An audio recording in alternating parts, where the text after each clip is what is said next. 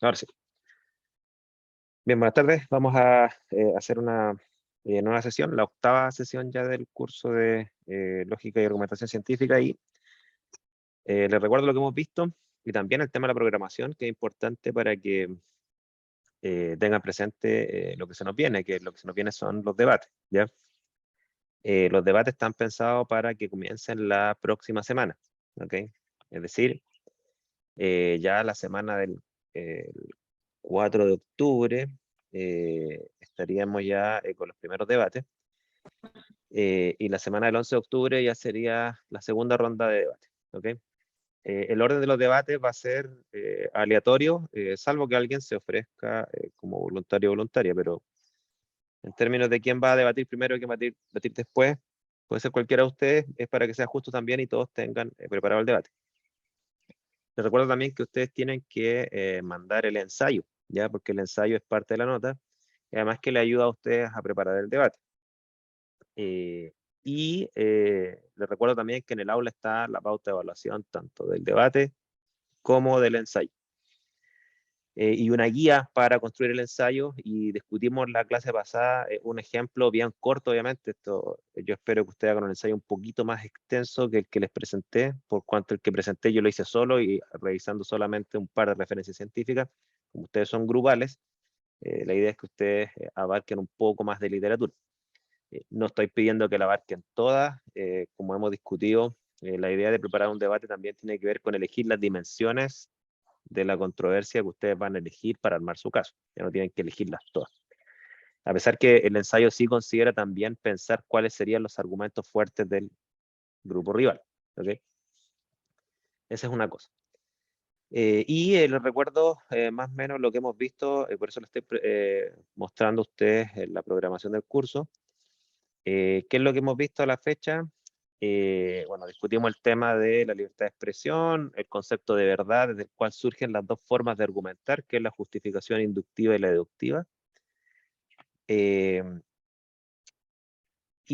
También, si bien es cierto, alteramos un poco el programa, sí vimos todos estos puntos, nos adelantamos un poco a lo que son las bases de datos, por un lado, cómo preparar un debate argumental en sus 4 etapas, ¿no es cierto? Que es los alegatos iniciales, las preguntas, las respuestas y las conclusiones. Hemos discutido cómo argumentar inductiva y deductivamente, o basado en la teoría de la verdad correspondentista o coherentista, para presentar un caso. Y dejamos para el final el tema de las falacias lógicas, que alcanzamos a ver algunas la clase pasada, y esta clase vamos a terminar de ver un par que son también bien importantes, ¿ya? Y visto eso, lo que nos sobre de clase el día de hoy, vamos ya a ver algunas estrategias también para preparar el debate. Benjamín, tú tienes una pregunta.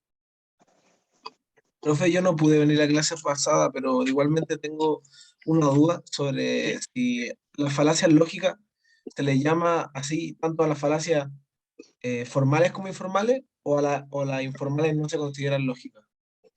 A ver, No sé si me explico. es que mira, todo depende de cómo tú clasificas las falacias. Yo a este le subí un documento que clasifica las falacias de dos tipos, ¿ya? Las falacias centradas en los que son una deducción deficiente, ¿ok? Que creo que le llama a eso falacias argumentales, creo que le llaman.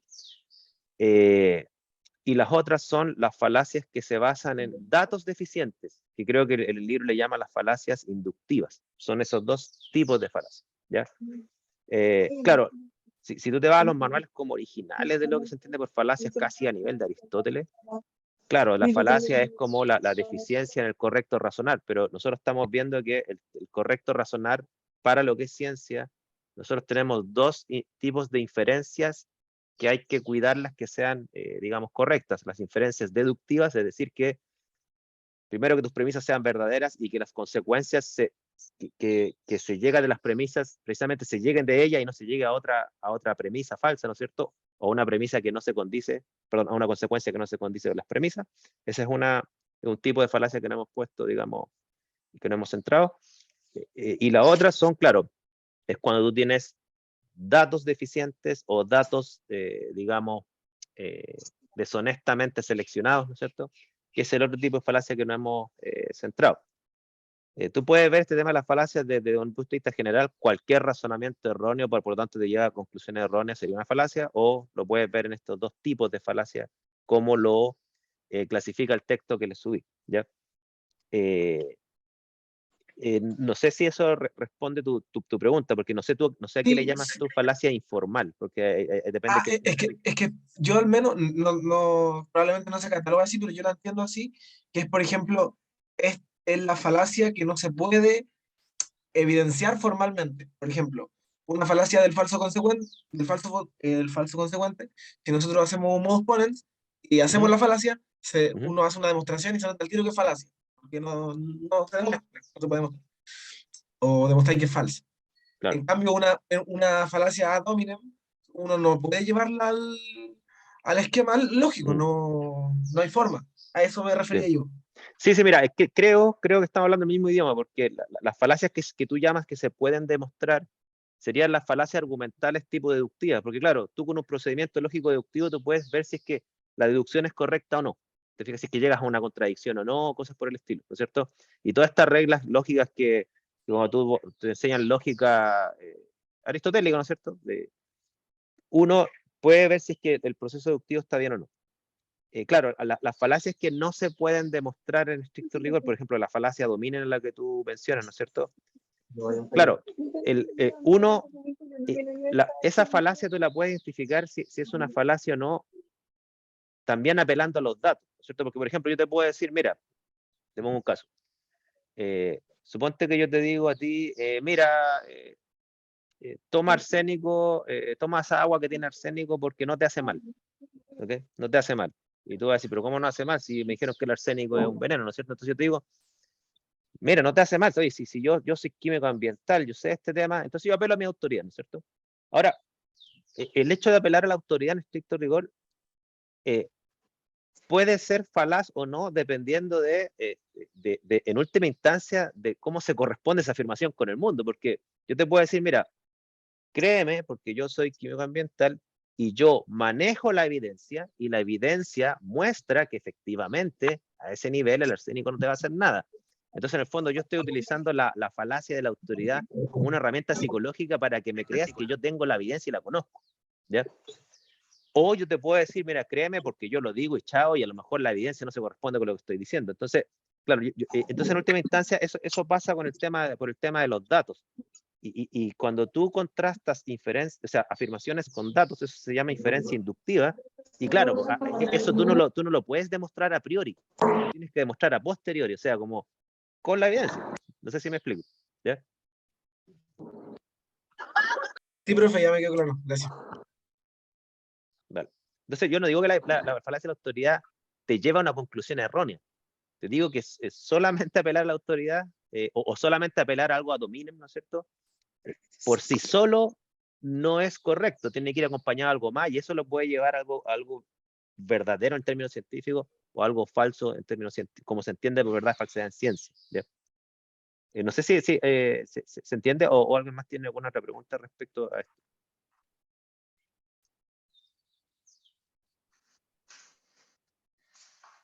¿Sí? Entonces es importante que ustedes tengan claro que esta otra semana empiezan las presentaciones. ¿Ya? Y lo otro que quiero que tengan claro es que de las falacias que estamos viendo, yo no las estoy viendo todas. Si ustedes comparan lo que presenta el texto que les subí con los que estamos presentando, yo voy a elegir las falacias que yo veo más frecuentes en temas sociocientíficos. El libro aborda muchas más falacias que las que vemos en este curso, ¿ya? Pero algunas de esas otras falacias, desde mi punto de vista, casi no se presentan en ciencia, por eso las he sacado. Y a mí, por razones de tiempo, tengo que seleccionar alguna, obviamente, ¿ya? Pero por eso les dejo el texto para quien quiera profundizar, ¿no es cierto? Ir a las fuentes originales, bueno, ahí están, ¿ya? Eso, entonces, hasta ahí el esquema, ¿ya? Recuerden, por favor, le insisto, manden el ensayo, ¿ya? Antes de las presentaciones, aunque sea el día antes, pero quiero que me tranquilo que todos ustedes han preparado el debate y que no van a llegar con una estrategia intuitiva a debatir. ¿Ya? Porque recuerden que estos temas uno puede opinar sin haber leído y averiguado, ni haber formulado, ni armado un caso alguno, pura intuición. El problema es que si ustedes hacen pura intuición, yo tengo que evaluarlos mal. Así está estipulada la rúbrica, ¿ya? Eso. es una cosa. Entonces, lo otro que vamos a ver ahora es continuar con algunas falacias que me quedaron pendientes. Y obviamente, después les voy a dar ahí algunos tips para que nos va a unir con el segundo bloque, que nos va a unir con el bloque que va a ver el profesor Jorge Ruiz, ¿no es cierto? Yo también voy a estar presente en esas clases, que es la parte más persuasiva, pero quiero también que esta clase sirva como nexo. O sea, algunas cosas que vamos a ver aquí se van a volver a repetir con el lado Jorge, pero desde otra perspectiva, ¿ya? Para que vean que este es un curso que está unido, no son dos bloques separados, ¿ya? Son bloques que conversan, ¿ya? Bien. Entonces vamos a ir ahora al tema de las falacias, ¿no es cierto? Y les voy a mostrar algunas que he seleccionado, dentro de las cuales algunas ya hablamos, ¿no es cierto? Hablamos, por ejemplo, la falacia de la ignorancia, que en la cual sustenta el caso de Bertrand Russell, que ya la discutimos un par de veces, ¿no es cierto? Hablamos de la falacia de la evidencia incompleta, que esa es una de las falacias desde mi punto de vista que más se presentan en las discusiones científicas. Es lo que nuestro presidente le llamó cherry picking, que así se llama en el mundo anglosajón, se le llama cherry picking a eso. De hecho, yo he visto debates donde se acusan así, tú hiciste cherry picking, ¿ok? ¿Y qué otra falacia vimos? Las evidencias circunstanciales, la generalización apresurada, la evidencia incompleta, la falacia de la ignorancia, ¿no es cierto? Vimos también, creo que esta también la vimos, la falacia de la autoridad, ¿no es cierto? Que, que es endosarle que una afirmación es cierta por el hecho de que la persona tiene credenciales sociales. Entendemos credenciales sociales no solamente títulos o estudios, más que mal un título universitario es una credencial que le da a la sociedad a una persona para reconocerle cierto dominio de una disciplina, ¿no es cierto? Y claro, también discutimos este caso de cómo al presidente Boric, por ejemplo, siempre se le acusó con ese tipo de argumentos falaces, ¿no es cierto?, de que por el hecho que él no había terminado la universidad, por ejemplo, él no tenía, digamos, no tenía la autoridad, que si no ataca domina en estricto rigor, no tenía la autoridad, por lo tanto, para decir o afirmar cosas, ¿no es cierto? Y ahora les voy a mostrar un par de falacias más. Elegí esta que se llama la falacia de la pista falsa, porque también es muy común, pero fíjense, nosotros lo vamos a ver desde un punto de vista que es muy común para razonar de forma errónea, ¿ya? Pero ustedes van a ver con Jorge, quiero ser súper claro en este punto porque los podría llevar a confusión. Ustedes van a ver que hay estrategias de persuasión que se basan en explotar esta falacia, ¿ok? Es decir, por ejemplo, ¿cuál es la falacia de la pista falsa? Que es que yo estoy atacando, por ejemplo, alguna de sus premisas y ustedes me salen con un dato que no tiene que ver con la dimensión que yo estoy atacando, ¿ok? Entonces, ustedes se van a una evidencia que desvía el foco del ataque, ¿ok? Y eso es muy efectivo psicológicamente cuando ustedes se ven encerrados, ¿no es cierto? Encerrados en un ataque, ¿no es cierto? En el fondo, es como en Chile se llamaría sacarse el pillo, ¿no es cierto? Pero sacarse el pillo con otros datos, en el fondo, datos que no vienen a la causa. Y para que ustedes entiendan esto, fíjense que yo elegí acá un caso que desde mi punto de vista, ya, sí, bien, sí, mira, de hecho, lo que tú mencionas, Fabián, el red herring, creo que en el texto que yo les subí también hablan de ese término, creo, si mal no recuerdo, ¿ya? O sea, hay muchas falacias que tienen como apodos, por así decirlo, porque se volvieron famosas por casos determinados, ¿ya? Y en el libro que yo les subí se habla precisamente de varias falacias y cómo se llaman en el mundo anglosajón, porque se hicieron se hicieron famosos en ciertos contextos. No sé si exactamente es esa el que tú te mencionas, Fabián, pero es cierto que tienen muchas veces nombre anglosajón estas falacias, ya como cherry picking. Me imagino que será red herring también, ¿ya?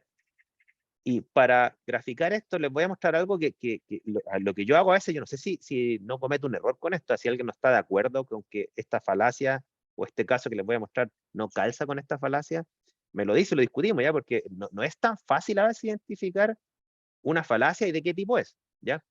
Pero yo les voy a mostrar este caso que es una entrevista que le hicieron a Camila Vallejos cuando ella era estudiante universitaria, y ya era famosa porque había sido una de las dirigentes junto con Giorgio Jackson y Gabriel Boric que armaron todas estas protestas estudiantiles universitarias del año 2011, ¿ya?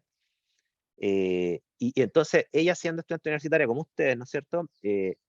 Un periodista le hace una entrevista y sabiendo que ella tenía como una ideología comunista, le empieza a hacer preguntas respecto del modelo económico chileno. Y claro, Camila Vallejo hace una afirmación que es típica, ¿no es cierto?, de las personas que están en contra del modelo económico chileno, que es decir que el modelo neoliberal fracasó. ¿Ok? Fíjense cómo el periodista trata de arrinconarla y cómo responde Camila Vallejo. Les voy a mostrar esto. Ahora, no sé si ustedes han seguido la carrera de Camila Vallejo, pero como ustedes probablemente sabrán, Camila Vallejo ahora es ministra de Estado, ¿no es cierto? Y ustedes tienen que entender que la Camila Vallejos actual se nota que ha aprendido un montón de cosas y su forma de hablar y argumentar es muchísimo más sofisticada que la que tiene en esa época, que está hablando de hace más de 10 años atrás, ¿ya? Entonces también pongan todo esto en contexto, no quiero que ustedes como que critiquen a Camila Vallejo por lo que dijo ahora. Es una Camila Vallejo muchísimo más joven que la que hay ahora y por lo tanto el paso del tiempo y además el roce que ha tenido, obviamente que uno va mejorando y perfeccionando ciertas cosas. Entonces yo voy a poner este video como un ejemplo, no porque critique a Camila Vallejo por lo que dijo hace 10 años atrás. Ya, por favor, quiero que lo vean desde ese punto de vista. Denme un segundo.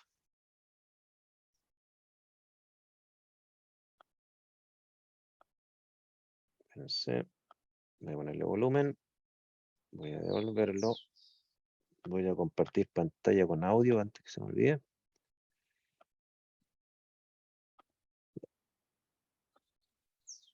Ya. Si no se escucha, por favor, me lo comunican inmediatamente. ¿Ya? Es un video corto, dura 40 segundos. O sea, después de la dictadura, Chile se ve como, bueno, este laboratorio, experimentemos, traigan los Chicago Boys, e instauremos este modelo, y ese experimento yo creo que fracasó, sobre todo en el ámbito educacional. Mira, pero tú hablas del fracaso. Chile bajó la pobreza del 45% de la población al 15% de la población, más que ningún país de América Latina, mérito, dicho sea de paso, de la izquierda chilena. Pero las desigualdades se han acrecentado. ¿Pero qué es más importante, reducir la pobreza o reducir la desigualdad? Baja la desigualdad. Nosotros tenemos que, en vez de focalizarnos en la extrema pobreza, tenemos que focalizarnos en la extrema riqueza, que eso es lo que nos mantiene y perpetúa la desigualdad.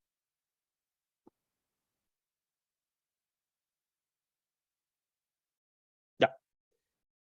A ver, desde mi punto de vista, por supuesto, puedes estar de desacuerdo, ¿no es cierto? Yo creo que lo que hace ella es la falacia y la vista falsa.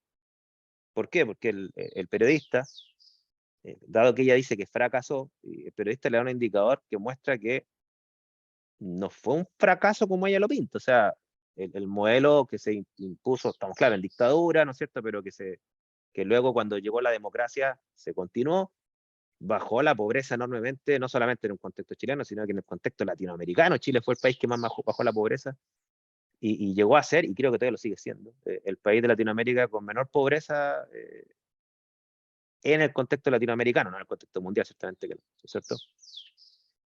Y claro, Camila Vallejo habla de la desigualdad y dice, no importa la pobreza, importa la extrema riqueza. ¿Ya? Entonces, claro, cuando uno lo acarrea con argumentos en una dimensión, ¿no es cierto? Que en el fondo pone en duda lo que yo estoy diciendo, que esto fue un fracaso, porque cuando yo digo fracasó, uno, no sé qué ven ustedes, si yo digo que un modelo fracasó, es decir que fue un fracaso en todo, o sea, por lo tanto, ese fracasó.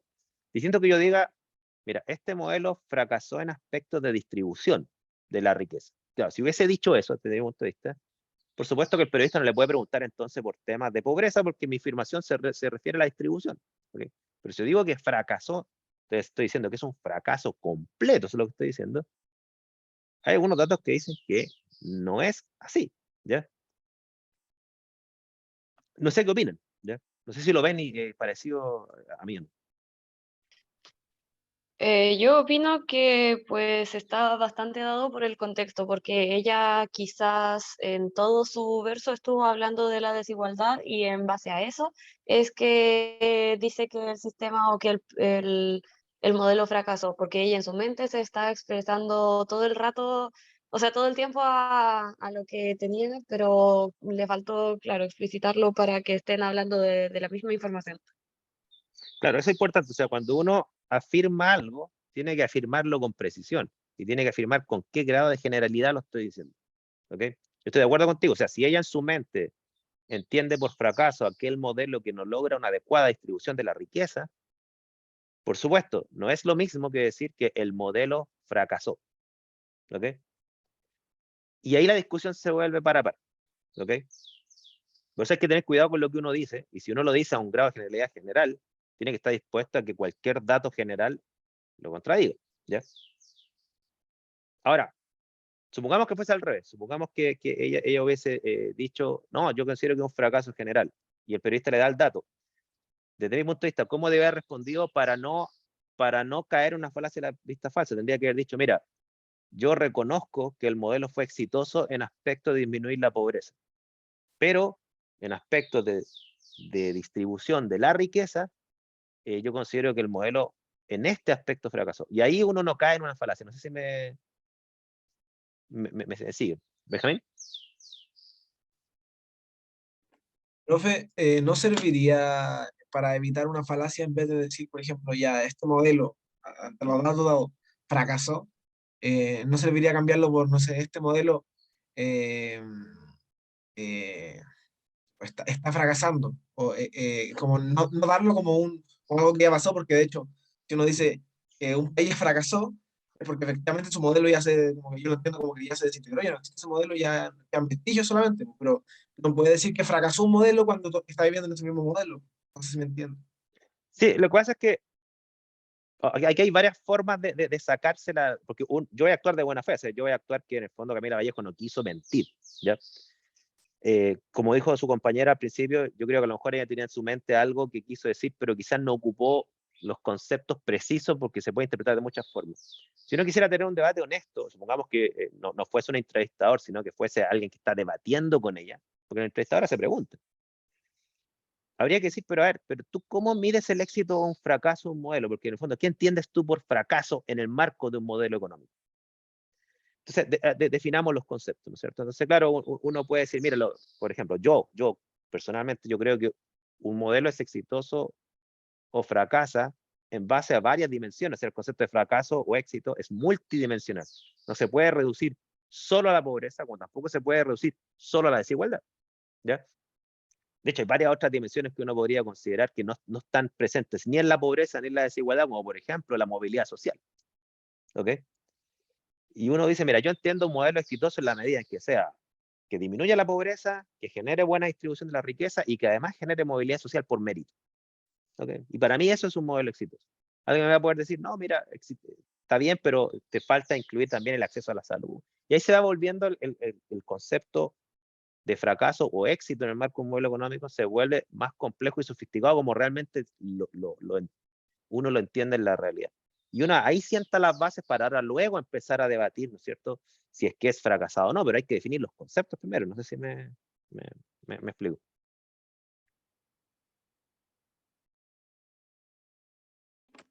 Profe, sí. ¿Sí?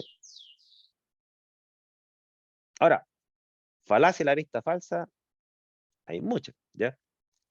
De hecho, hay un filósofo que van a ver más con Jorge conmigo, que Schopenhauer, cuando él habla de cómo uno puede utilizar estratagemas para convencer a los demás, él dice que una estrategia es evadir el tema, ¿ya? Cuando lo tienen acorralado. Evadir el tema, una forma de evadir un tema es esta, ¿ok? Es mediante esta estrategia de dar datos de otras dimensiones de las cuales no te están preguntando, ¿ya? Entonces, esas cosas son bien importantes. Mira, por ejemplo, le voy a mostrar otro debate donde hacen lo mismo, miren, pero aquí lo hacen de forma mucho más agresiva. Ya, denme un segundo.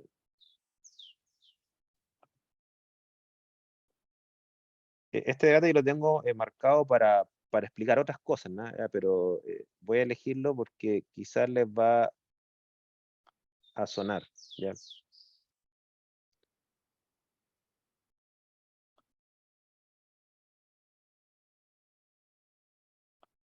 Ya, insisto, esto que les voy a mostrar, yo creo que se podría clasificar como la falacia de la pista falsa, creo, ¿ya? Pero obviamente si ustedes no están de acuerdo, lo discutimos. ¿Ya? Denme un segundo.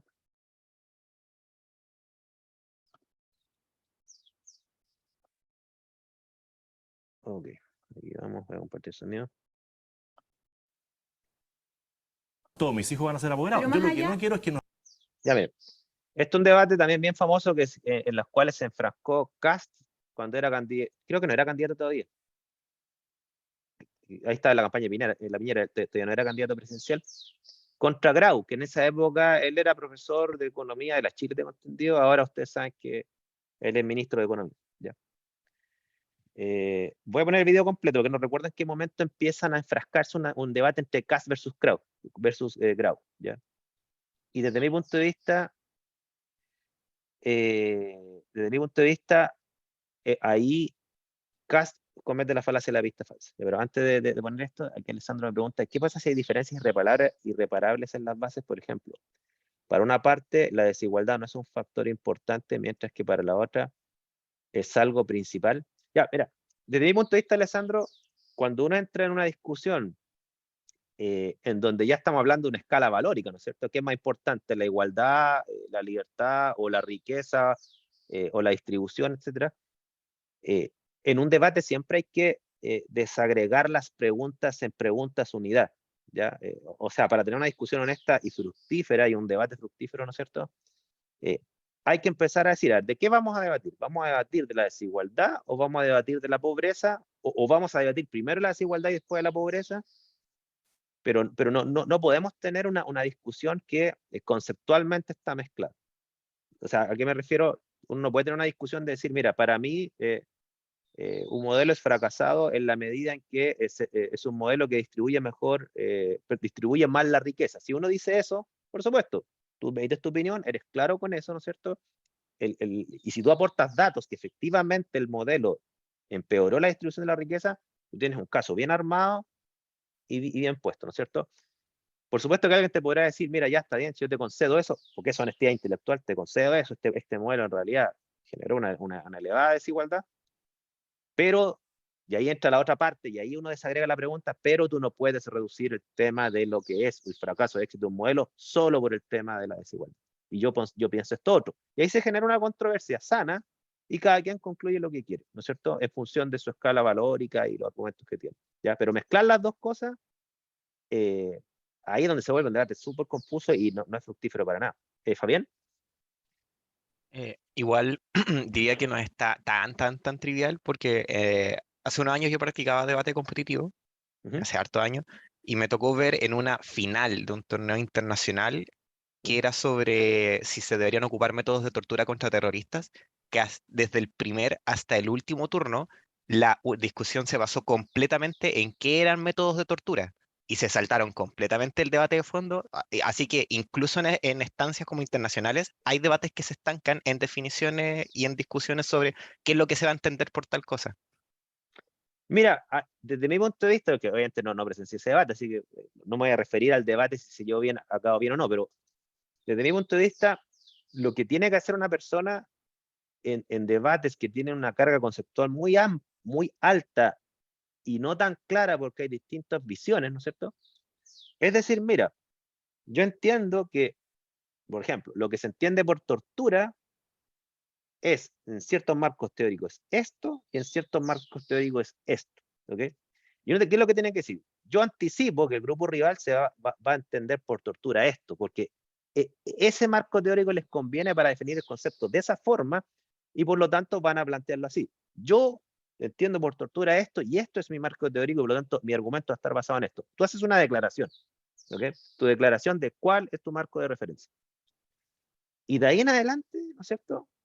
Tú tienes todo el derecho a decir, de este marco teórico no me saca nadie, porque dado que hay varios marcos teóricos para entender esto, yo elegí este y tengo todo el derecho a elegirlo. ¿Okay? Porque es un marco teórico que es socialmente reconocido, hay gente que lo cultiva, hay gente que lo ha analizado, tiene su fortaleza y su debilidad, y listo. A mí me ha pasado eso, no en debate, me ha pasado a mí cuando publico cosas en áreas más de ciencias sociales, por así decirlo, en educación científica, uno tiene que definir su marco de referencia, al cual arma toda su propuesta, porque si no lo defines bien, los revisores después te empiezan a atacar con otros marcos teóricos que ellos piensan que son mejores. Y uno, ¿qué es lo que dice? No, este es mi marco teórico. Usted, revisor, tendrá otro, pero es que yo tengo este y ahí están mis referencias. Y listo. Y ahí uno arma una controversia, o sea, arma un argumento sin entramparse en esa parte. ¿Ok? No sé si lo que tuviste a lo mejor careció de eso, de definiciones de marcos de referencia antes de continuar el debate. Porque si no hay definiciones de marcos de referencia, vaya a estar eternamente debatiendo el concepto. ¿Ok? De hecho, sí, el tema es que en el formato internacional como que el segundo turno puede rebatir las definiciones y si es que las rebate, el tercer turno tiene que defenderlas y las defendió rebatiéndolas y el cuarto turno las defendió rebatiendo y el quinto turno y así los 8 turnos. Pero sí, es por justamente que el primer turno no dejó bien las bases. Claro, si tú tienes tu marco de referencia bien armado y bien defendido. Ahora, yo estoy en contra de estas visiones de que cuando alguien ataca un marco de referencia, el otro grupo está obligado a responderlo. O quizá en un marco de una competencia de debate puede ser, digamos, pero en el marco de un debate fuera de una competencia, si alguien de ustedes lo increpa en algo, uno tiene todo el derecho a decir, mira, respecto a esa crítica, yo no me voy a hacer cargo porque ya definí mi marco. No sacamos nada con seguir debatiendo esto. Listo. Sigamos al otro. Como dicen los norteamericanos, let's move on. ¿Ok?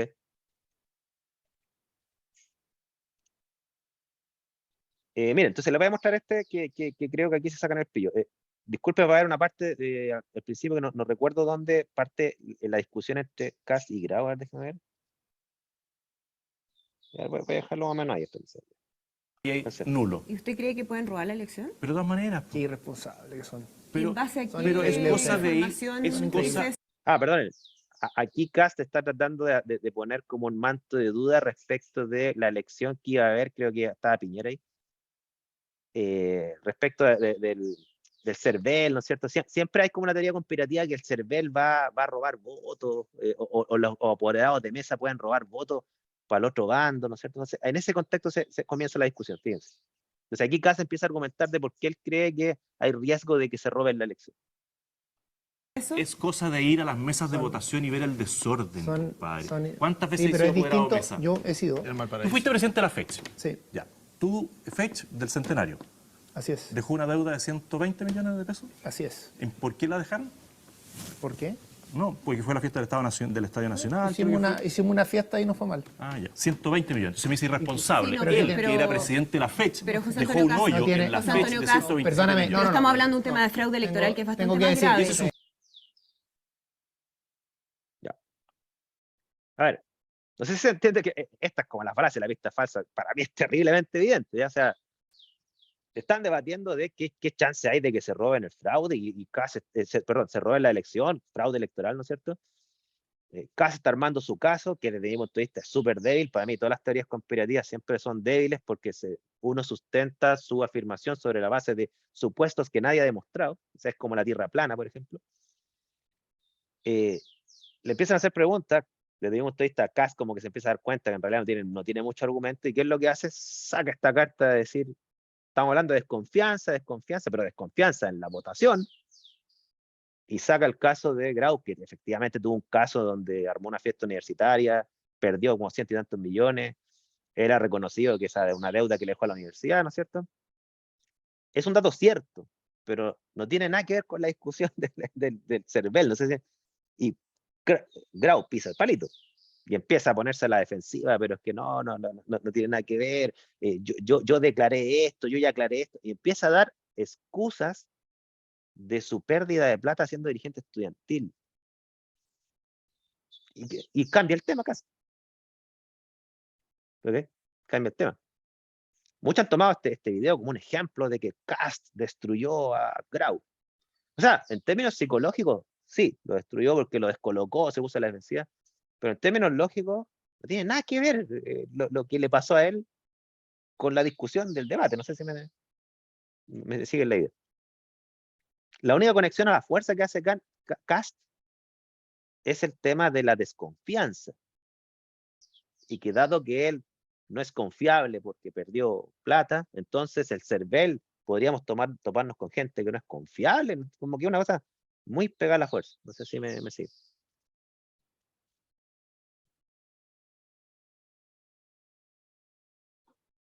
Consultas, comentarios hasta acá.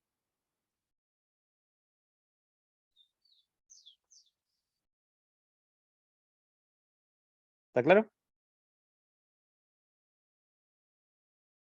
Ok. Ya, vamos a otra.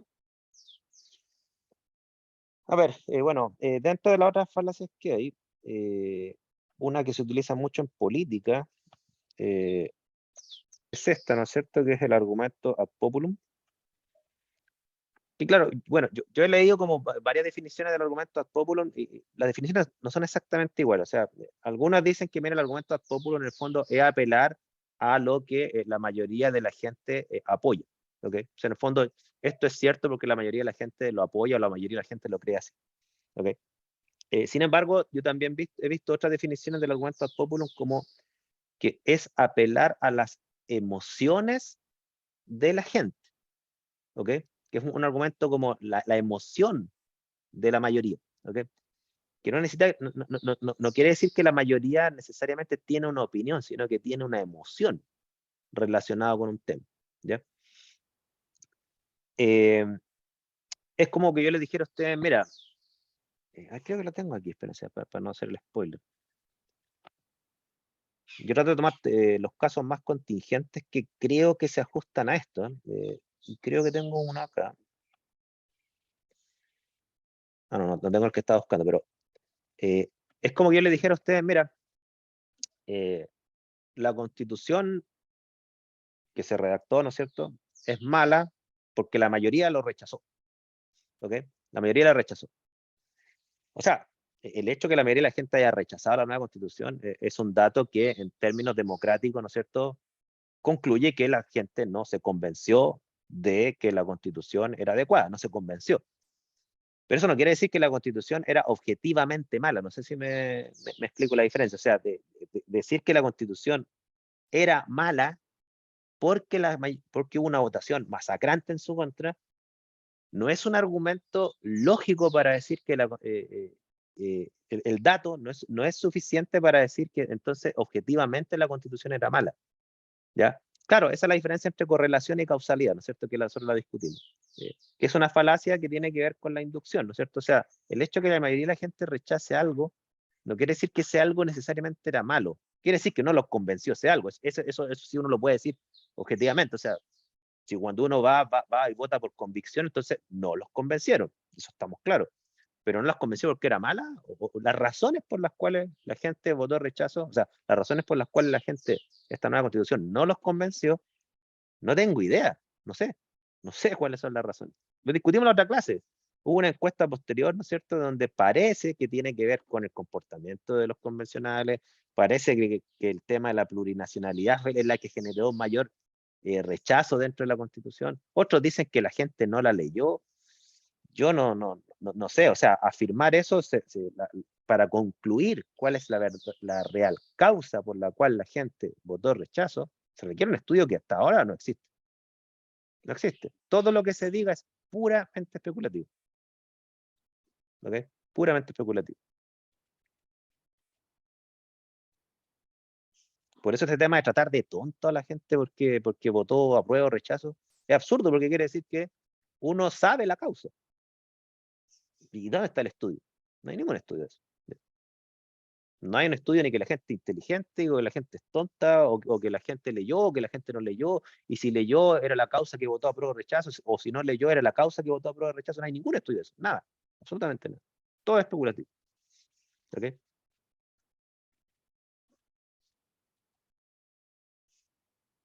Ahora, yo aquí les voy a mostrar un caso de este, ¿no es cierto?, que es uno de los que más me gusta a mí porque esta diputada es bien chistosa, a pesar que objetivamente considero que es un peligro para la democracia, pero la considero chistosa porque apela mucho a las emociones de forma muy inteligente. Y creo que cae en esta categoría. ¿Ya? Denme un segundo.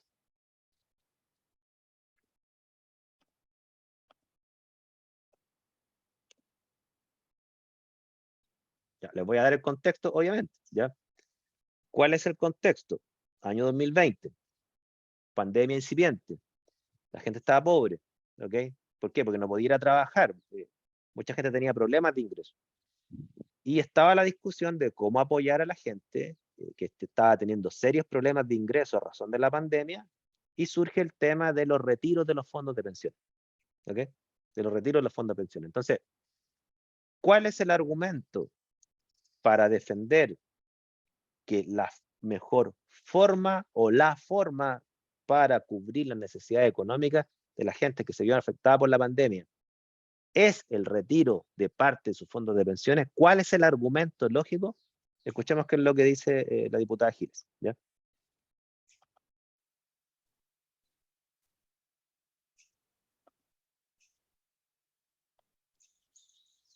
Año 2020, recuerden, no la voy a confundir con el contexto actual. Último minuto. La diputada Pamela Giles adelantó al diputado Alessandri y presentó un proyecto de retiro del 100% de los fondos previsionales. Escuchemos. En manos de unas AFP que los han esquilmado durante más de 30 años o quieren poder recuperar sus fondos para instalar una pyme, pagar sus deudas, hacer lo que se les plazca con ellos y probablemente tener una forma de sobrevida alternativa, ¿cierto? Que ellos puedan decidir sobre la cual no tengan poder los empresarios, ni los poderosos, ni quienes administran las AFP y lucran con ellas. ¿Y cómo se puede garantizar, por ejemplo, una pensión para las personas que deseen recibir una pensión sin que no haya un sistema que lo valide, digamos? Yo no soy ni ministra de Hacienda ni presidenta todavía. A quienes les corresponde garantizar eso son a las autoridades públicas. Yo soy una humilde legisladora que lo que me corresponde es abrirle el camino a mi pueblo para que pueda hacer lo que quiere hacer. Y lo que mi pueblo quiere hacer es recuperar sus fondos. Porque tienen miedo, porque se les ha metido cuco con una estatización, una nacionalización que no es tal. Pero en fin, la gente lo que quiere... Y no solo por esa razón, la gente quiere tener su dinero porque es un dinero que le pertenece legítimamente y al que debe tener acceso. Y mi rol como parlamentaria es habilitar eso.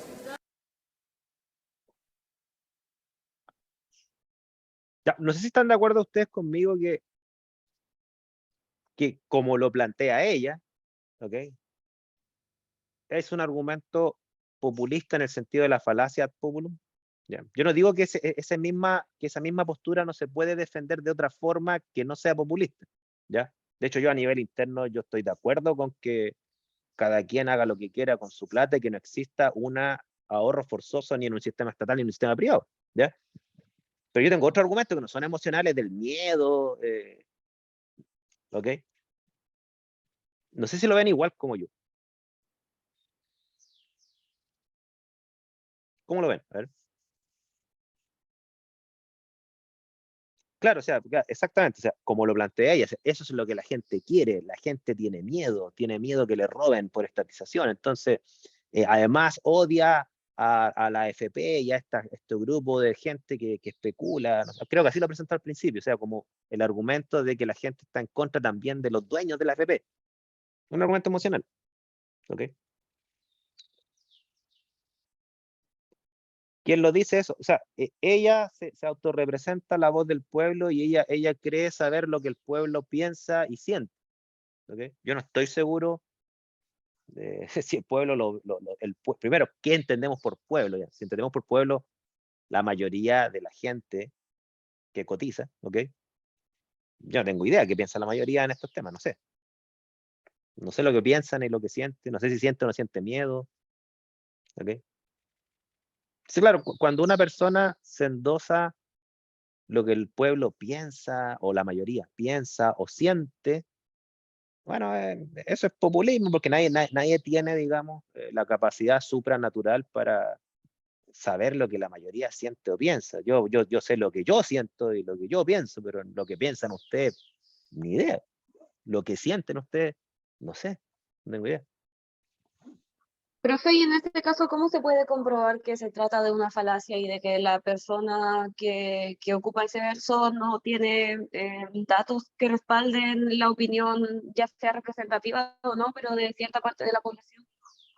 Claro, en este caso, por eso digo, el que tú argumentes falazmente, ¿no es cierto? No quiere decir que tu idea o tus argumentos son falsos, sino que es cómo lo presentas tú. O sea, lo que está presentando ella es que está apelando a las emociones de la mayoría, las cuales ella no sabe, ella lo supone, ¿ok? Entonces, un argumento ad populum puede tener, el argumento en sí puede ser cierto, a lo mejor lo que dice es verdad, ¿ok? A lo mejor lo que dice es verdad, Pero tú puedes argumentar de igual forma sin caer en esa falacia diciendo, mira, la mayoría de la gente tiene planes distintos a qué hacer con esa plata para asegurar su vejez. Y eso lo muestra tal estudio, donde se hizo una encuesta con un N tanto, y muestra que con 95% de probabilidad, en realidad la gente no está de acuerdo con que la administre una administradora privada en el sistema de capitalización. El 80% de esa gente quiere tomar ese dinero y armar una pyme, como lo dice. ¿Ya? Si uno argumenta así, uno no está apelando a la emocionalidad popular, uno está apelando a argumentos científicos. Y te fijas que el argumento es igual, pero cómo lo presentas. Ella no parte de ningún estudio, de ningún dato real, solamente parte apelando a una emoción que ella supone representar. ¿Ok? Por eso hay que hilar bien fino. ¿Ya? O sea, como estrategia psicológica lo que hace ella es súper bueno. Es súper bueno. O sea, de hecho, cuando ustedes vean esto con Jorge, ella está apelando a la empatía con el público. Y eso es lo que ustedes tienen que hacer si quieren convencer a alguien. Pero uno lo puede hacer equilibrando las dos cosas, con buenos argumentos, no con pseudo argumentos emocionales que nadie ha demostrado, ¿no es cierto? Y además apelando a la empatía. ¿Ok? Esas dos cosas no son contradictorias. Por eso las estrategias psicológicas de persuasión, detrás de ella puede haber siempre una falacia. Y equilibrar las dos cosas es muy, muy importante. ¿Ya? No, es súper difícil hablar sin falacia y es súper difícil equilibrar el argumento correcto con una estrategia persuasiva que apele a varias dimensiones. Una de ellas es la empatía. ¿Ya? O sea, por ejemplo, uno podría decir, uno podría dar un argumento moral, que es el argumento moral por el cual yo estoy de acuerdo con que uno debería tener el derecho a sacarte esa plata y hacer con esa plata lo que quiera. O sea, cada quien es dueño del fruto de su trabajo. Fíjense que no estoy apelando a ninguna emoción. Desde un punto de vista moral, yo creo que cada quien es dueño del fruto de su trabajo. Y por ser dueño del fruto de su trabajo, debería tener la libertad de hacer lo que quiera con él. ¿Ok? Y también cada quien es responsable de su jubilación, pero por lo tanto debe tomar las decisiones libres para asegurarla en base a el fruto de su trabajo. Listo. Detrás de eso yo no estoy hablando de ninguna emoción, no digo que estoy representando a la mayoría, estoy dando argumentos morales, nada más que eso. ¿Ok? Ahora, si yo quisiera utilizar, bueno, lo que voy a hacer yo ahora, estoy en debilidad, ya Jorge lo hace mejor que yo. Pero si yo quisiera además apelar a la empatía, yo tendría que decirle a usted, ¿ustedes creen que la mayoría de la gente no desearía disponer del fruto de su trabajo, de que tanto le costó? Yo estoy apelando como a la empatía del trabajador. Una persona que ha trabajado toda la vida y que le descuentan todos los años 11, 12%. ¿Ustedes no creen que esa persona sabe mejor que un político qué hacer con su plata para asegurar su vejez? Ya, esas preguntas como que apelan a la empatía, ¿se fijan? Y estoy basándome en el mismo argumento moral, pero también tratando de ponerme en los zapatos de los que me están escuchando. Y si mi público objetivo son trabajadores asalariados, ¿no es cierto? Yo creo que es un buen argumento, tanto desde un punto de vista moral como emocional. ¿Ok? No digo que es perfecto, no digo que no es rebatible, pero es un buen argumento. Eso es lo que estoy diciendo. Pero es difícil, es difícil. Y aquí me dice, pensé que había unas cuantas pocas, pero veo que está lleno de falacias. Duda, ¿las falacias de este tipo aplican a conversaciones casuales o solo se habla de falacia cuando se trata de debate o entrevistas? Bueno, es que ahí Francisca, tú me estás haciendo una pregunta que desde mi punto de vista, en una conversación casual, así conocida, me junto con un amigo, como decimos en Chile, echar la talla, en realidad andar pidiendo rigurosidad de todo lo que uno dice es hasta aburrido. O sea, yo creo que para efectos de establecer relaciones afectivas con tu amigo, con tu pareja, uno tiene que permitirse ser relajado y no ser tan riguroso. Total, uno entiende que en el contexto gran parte de lo que uno dice a veces son exageraciones, son para hacer reír nomás, ¿ya? El propósito de una conversación casual no es necesariamente descubrir la verdad de un tema, ¿ya? Yo me imagino que a veces es simplemente de hacerte ver que uno estoy presente para ti, ¿no? Que me interesa que cómo te ha ido. Entonces ahí de mi punto de vista las conversaciones casuales no tienen por qué estar sometidas a esta rigurosidad, ¿ya? De hecho, al revés, cuando la gente se pone seria en conversaciones entre amigos, a veces terminan hasta peleados, ¿ya? Pero esa es mi opinión, Fabián. Que igual se me hace el ejemplo de que dentro de cosas reales que sí están fundamentadas en falacia y nadie las discute porque en el fondo funcionan, por muy objetivamente hablando, el argumento detrás de la idea de la Teletón es una falacia que pela a la misericordia, en el fondo. Sí, Mira esto que falacia. da mucha pena, danos dinero porque esto es muy triste.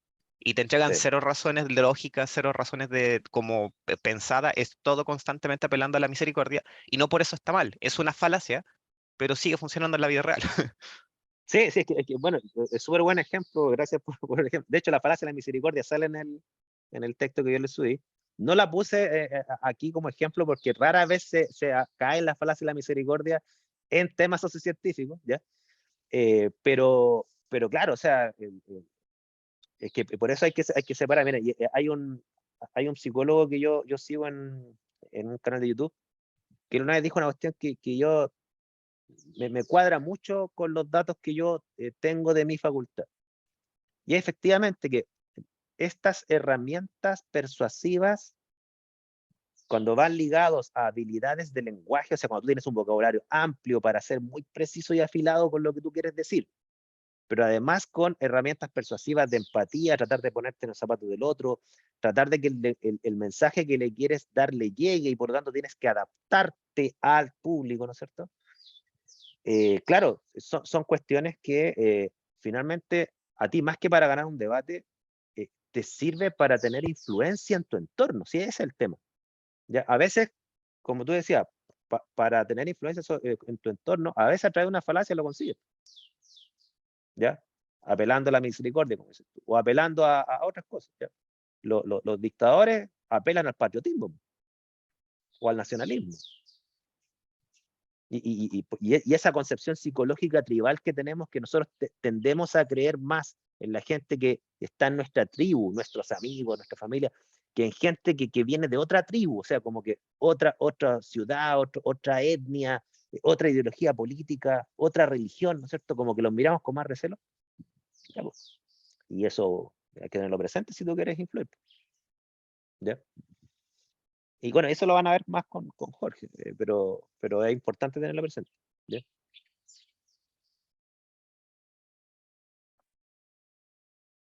A ver, otra falacia más que me queda, creo, déjame ver. Bueno, le iba a mostrar yo el discurso de Donald Trump, pero en realidad está de más. Miren, esta puse una a última hora, la puse anoche, porque nuestro presidente, de mi punto de vista, cayó en esto, que es la falacia de petición de principio. Miren, yo reconozco que esta falacia rara vez la he visto en temas científicos, pero dado que la sacó nuestra presidenta a colación, yo dije, bueno, no está de más traerla al curso. Fíjense que le hicieron una entrevista a Gabriel Boric, un medio internacional, tengo entendido, y le consultó por el triunfo del rechazo, o sea, ¿cuál es su opinión? Muchos medios internacionales ven en el triunfo del rechazo una derrota del gobierno de Gabriel Boric, ¿ok? Claro, como nuestro sistema es presidencialista, el que en un referéndum pierda la opción que defiende el gobierno no es tan grave, pero en sistemas que no son presidencialistas, muchas personas dimiten después de esto, ¿ya? Por eso le ha llamado la atención y le preguntan a él al respecto, ¿ok? Entonces, bueno, él, viendo el triunfo del rechazo, ¿no es cierto? Él, en el fondo, justificó el triunfo del rechazo respecto a su visión por el apruebo, ¿no es cierto? Con esta frase que dice, no puedes ir más rápido que tu pueblo, ¿ok? Desde mi punto de vista, el afirmar eso, detrás de eso puedo equivocarme ciertamente, ¿no es cierto? Podría haber la falacia de petición de principio. ¿Cuál es la falacia de petición de principio, no es cierto? Es cuando la conclusión ya está en la premisa inicial, ¿ok? Por lo tanto, yo como que apelo a que ustedes tienen que aceptar como un dogma lo que ya está en la premisa inicial y por lo tanto la conclusión va a llevar a lo mismo. cuando Boric afirma esto, ¿no es cierto?, de que en el fondo la gente votó rechazo porque ellos, él representa una ideología progresista, o sea, es izquierda progresista, ¿no es cierto? No puede decir más rápido que tu pueblo, en el fondo es lo que es lo que está diciendo desde mi punto de vista, esta es mi interpretación, ¿no es cierto? Él dice que las ideas de él, así lo interpreto, esto es una interpretación, esto no lo dijo Boric, así interpreto la frase de Boric, ¿ya? Por favor, ustedes pueden corregirme.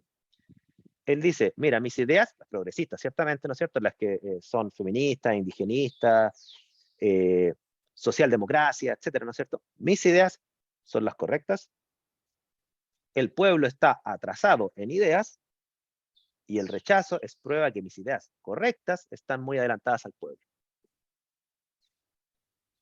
¿Ok? Ese sería, creo yo, el patrón de razonamiento que hay detrás de esa frase, así que no puedes ir más rápido que tu pueblo. Porque en el fondo él nos dice, mira, mis ideas quizás no son las correctas, o quizás no las comunicamos suficientemente bien. No, él dice en el fondo que el pueblo está medio atrasado. Como que ellos, él, ¿no es cierto?, y las ideas que representa, van más rápido que el pueblo. ¿Ya? O sea, detrás está la petición de principio que sus ideas siempre son las correctas y la conclusión es que sus ideas son las correctas y el rechazo es una prueba de que son ideas correctas muy avanzadas, muy adelantadas a su tiempo. No sé qué piensan de eso.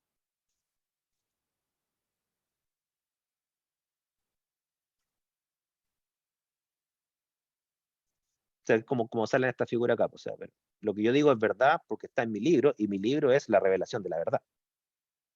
¿Ok?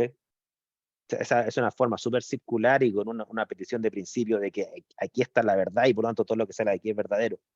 ¿Ok? Entonces en el progresismo está la verdad y todo lo que salga de ahí es lo verdadero y lo que no adhiera a esto es porque está atrasado y no ha aceptado la verdad. ¿Ok?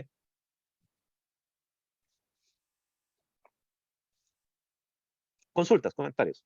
¿Consideran justa mi evaluación o no están de acuerdo?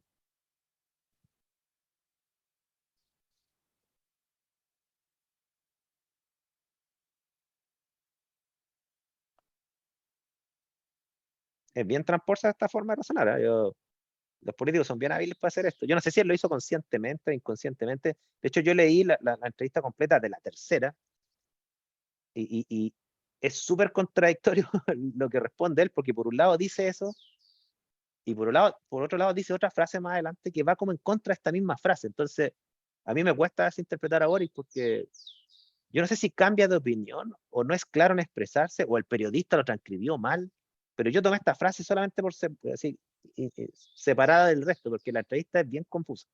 ¿Okay? Ya, así lo entendí, ¿no? Mayuri también dice que lo entendió así. Ok. Ahí tenemos un caso. Y la última falacia que quería ver con ustedes. Espérense.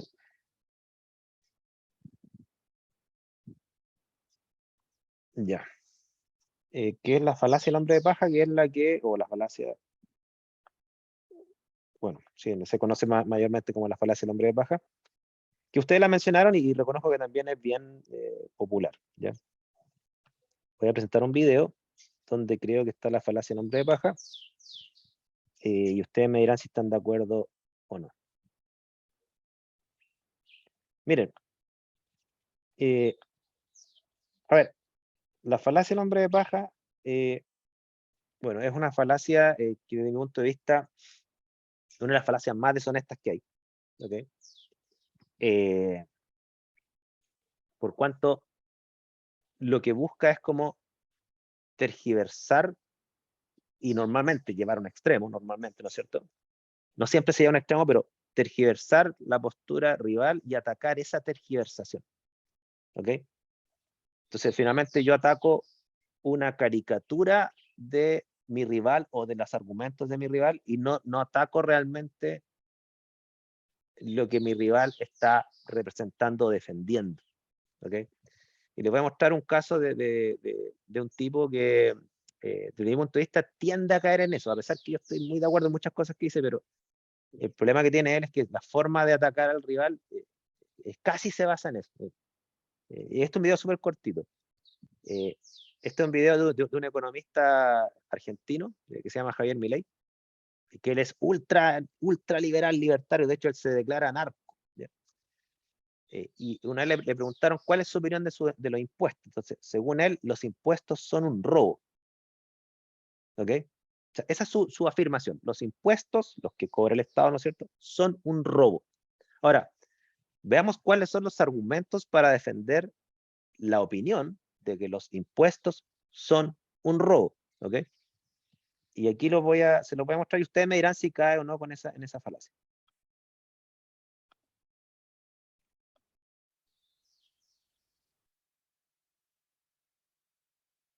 A ver.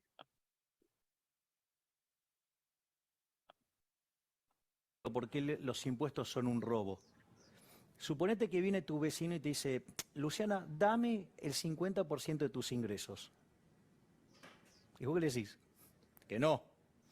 Viene al otro día con un papel que dice que le tenés que dar el 50% de los ingresos. Lo primero que vos le vas a preguntar es, ¿y quién dice eso?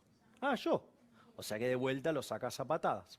¿Qué pasa si al otro día viene con Shaquille O'Neal, ahí estoy demostrando que tengo mis años, bueno, con LeBron James, con un bate de béisbol, golpeando así, dice, Luciana, dame el 50% de tus ingresos? Ponele el nombre que quieras, pero es un robo. ¿Por qué los impuestos son un robo?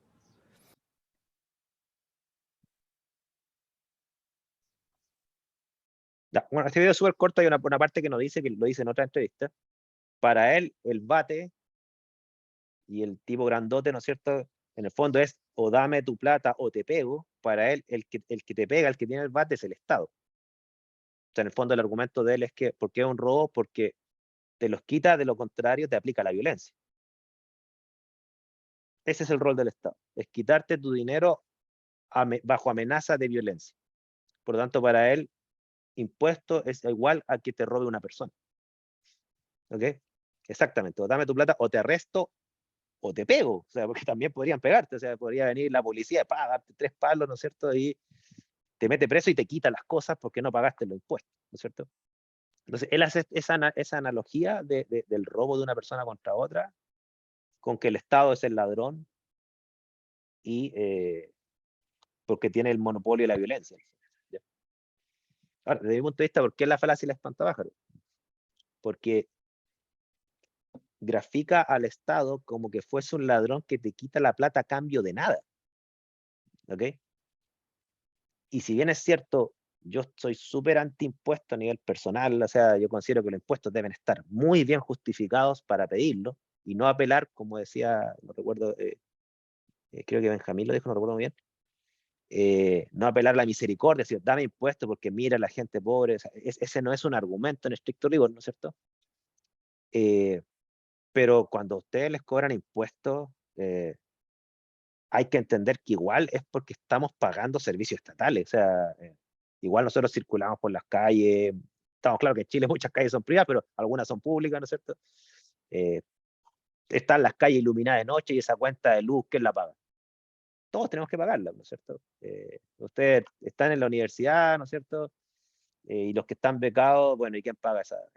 Entonces, claro, y muchos de ustedes son hijos nuestros que están ahí estudiando, entonces, bueno, por supuesto que yo puedo estar de acuerdo con el argumento que es forzoso. O sea, a mí nadie me preguntó si quería ese servicio estatal. Y nadie me dio una opción si es que podía cambiarlo por un servicio privado y no pagar ese impuesto. Ya estamos claros que en el fondo nos están cobrando por un servicio que no siempre tú lo ocupas o ni siquiera te están dando una opción. ¿Ok? O sea, podríamos decir que es un monopolio más que un robo. ¿Ya? Pero no es un robo, no sé, para mí es una caricatura decir que es un robo. No sé qué piensan ustedes.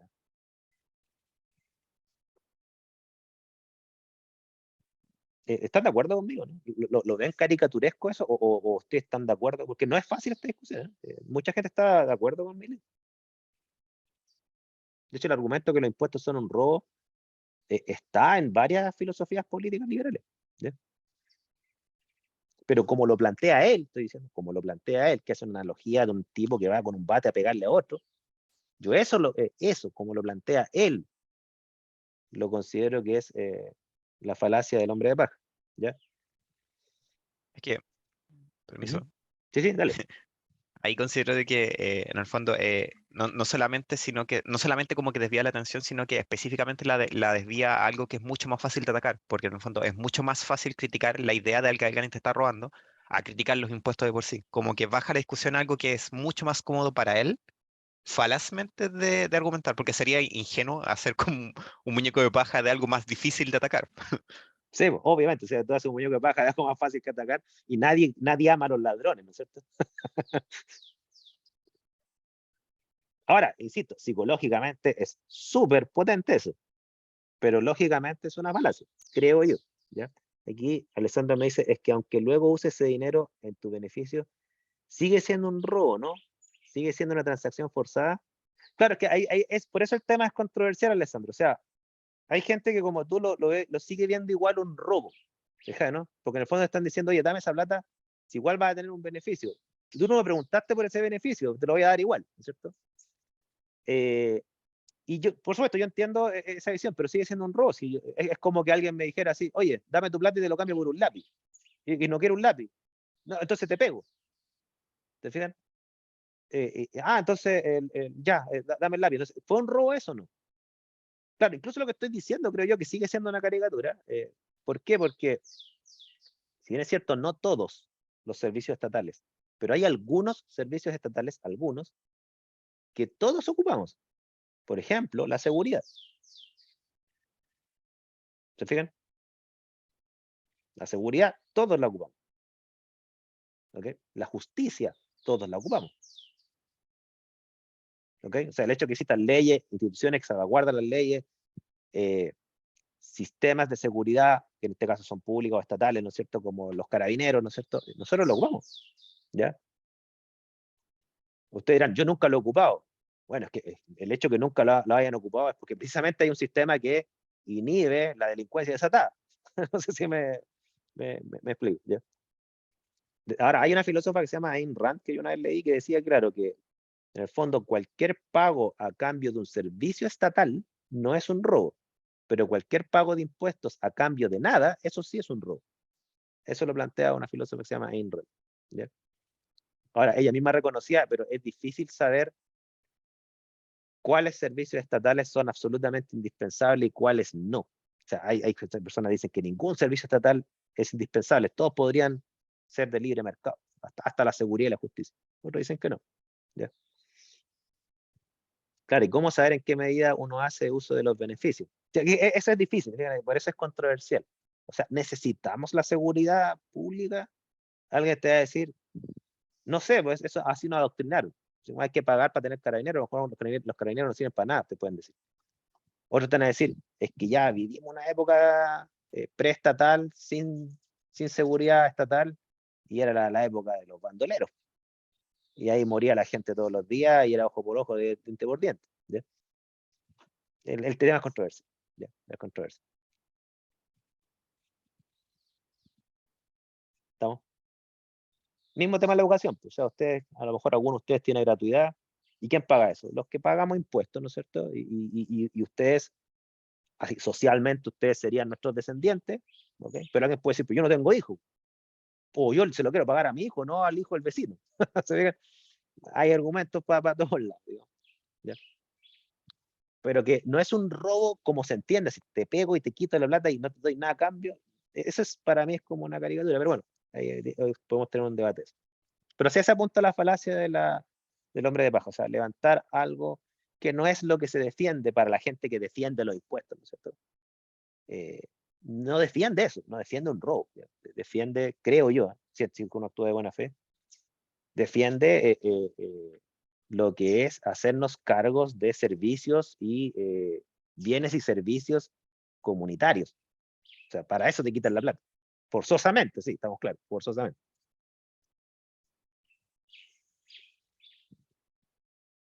Consultas, comentarios, ya estamos a un minuto de la hora.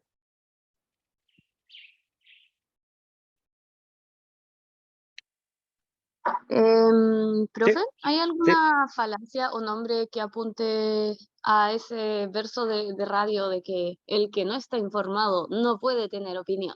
El que no tiene opinión no puede tomar decisiones. Porque ya. pues igual muchas veces he estado a favor y en contra del mismo verso. Muchas veces. En esa dicotomía de muy sí y muy no.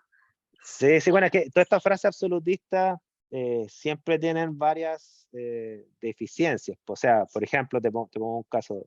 Desde mi punto de vista, esa sería como o la falacia de la generalización apresurada o la falacia de la evidencia incompleta. ¿Ya? O sea, alguien no informado, cuando dice no puede tener opinión, estamos hablando, no puede tener una opinión razonable. Ya estamos hablando, ¿no es cierto?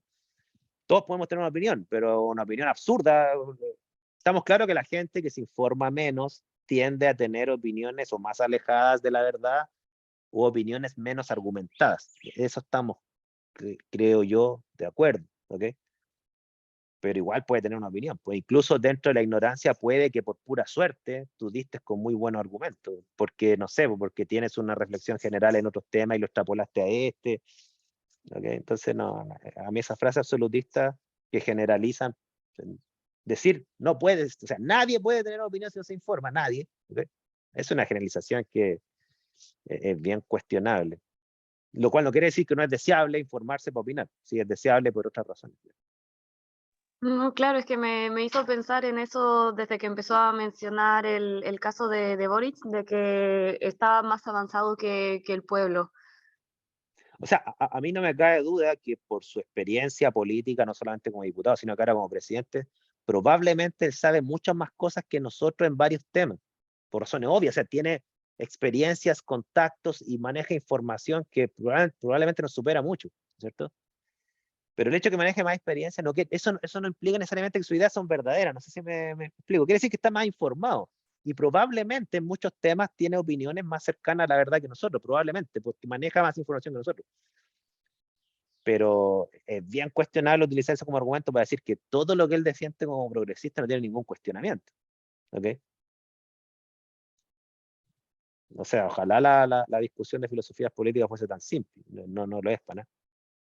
Yo el Es que progresismo claro, me suena como si la opinión de los resultados fuera de que la gente no estaba informada y que por eso salió mayormente el resultado de rechazo, aludiendo a otra falacia que se me mencionó en la clase.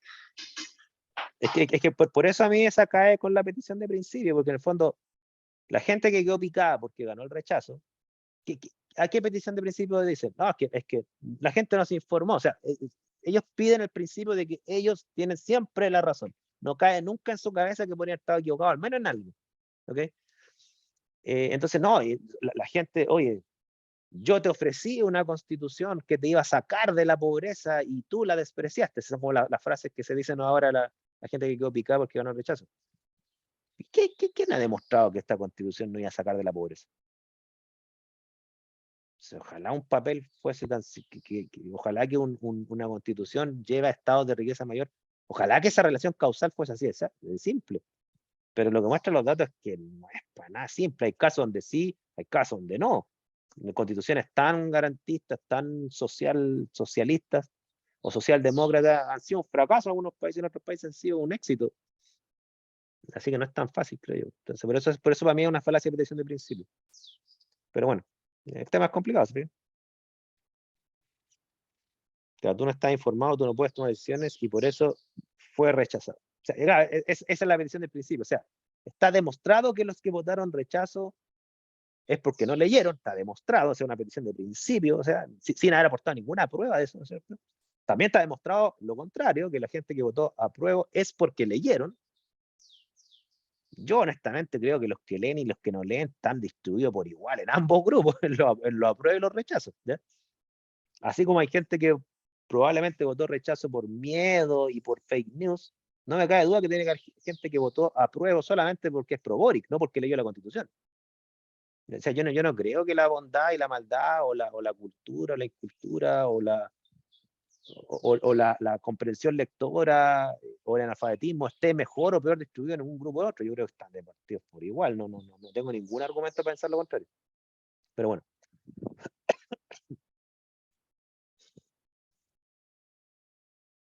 Bien. Quedamos hasta aquí, entonces nos vemos la próxima sesión. Ya empiezan los debates. ¿Ya? Ahí va a estar probablemente presente Jorge. ¿Ok? Vamos a ver si es que le da el tiempo. Ojalá que esté. Nos vemos entonces este otro martes. Saludos. Cuídense. Chao, chao. Gracias, profe. Chao, buena semana. Igual. Chao, chao.